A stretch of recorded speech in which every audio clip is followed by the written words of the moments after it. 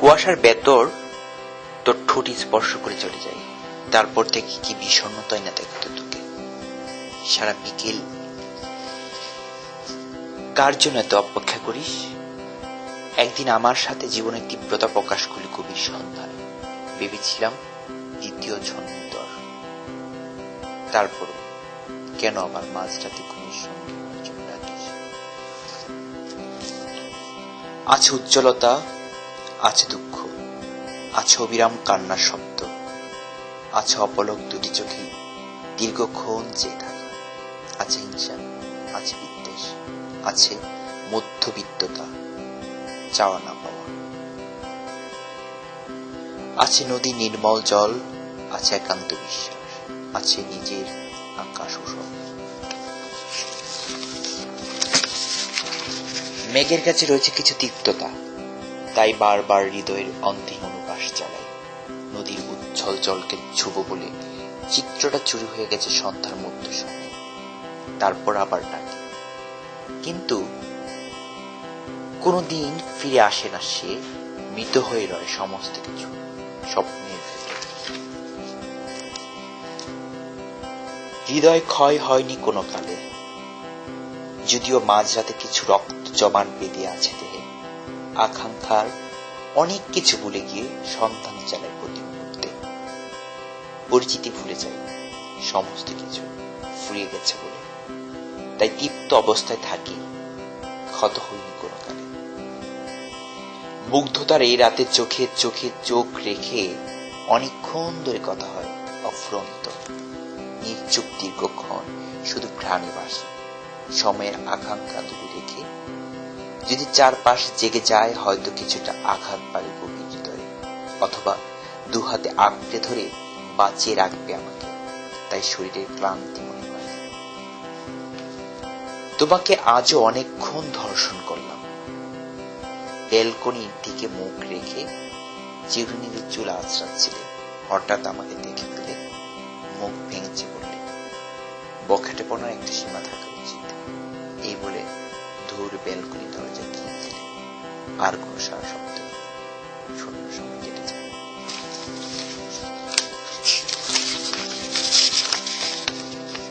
কাচের চুরির শব্দ বেশি আসছে।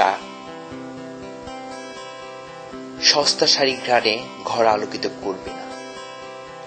গোছানো ঘরটা আর গোছানো থাকবে না। শেষ রাত পর্যন্ত কেউ আর অপেক্ষা দেয়। অসুখ করলে কেউ আর পাশে দাঁড়াবে। শুধু চেয়ে থাকার প্রাণ নিষ্ঠুর হয়ে বেঁচে থাকার সমুদ্রের মতো, তরঙ্গের মতো স্বপ্নের ভিতরে স্থায়ী ভাবে।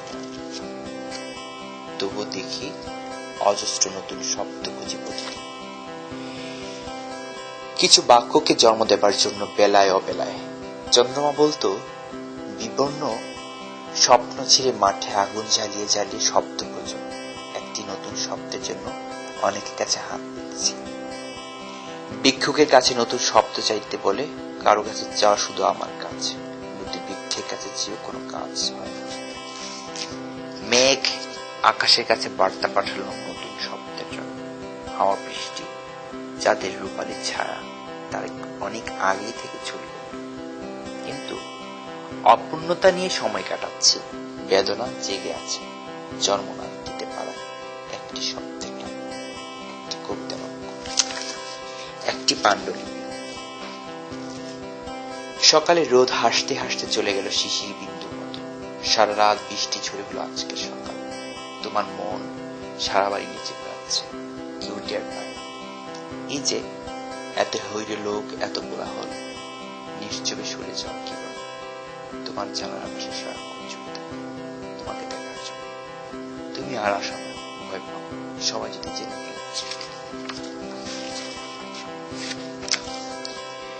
শেষ রাতে উঠে চলে যাই জ্যোৎস্নার মাঠে। সময়ের সাথে সাথে অনেক কিছু অভিমান করতে থাকে, কিন্তু কখনো জাগাতে পারি না তরতাজা অনুভূতিকে।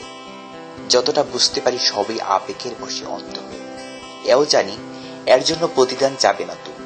তাই সময় অসময়ে এখনো জমি কিনতে কে যাবে?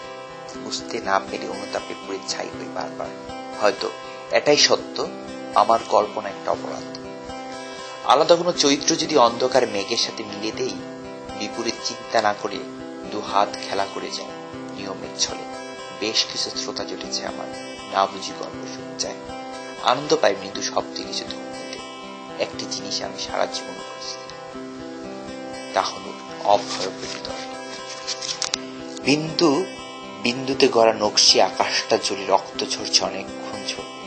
অনুতাপী নিদ্রায় দুই পাশে এপার ওপার হই, পূর্ণ বিশ্বাসের সাথে নিঃশ্বাস মিলাতে কষ্ট হয়।